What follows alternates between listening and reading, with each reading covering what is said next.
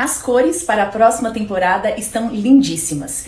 Começando por uma cor que normalmente a gente associa aos dias mais frios, o verde oliva.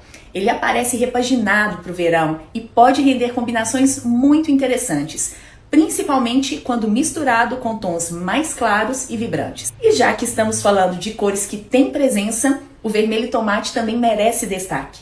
É aquele vermelho quente, intenso e cheio de energia que aparece tanto em peças lisas quanto em estampas inspiradas no próprio tomate. E uma combinação que promete aparecer bastante é o vermelho tomate com marrom.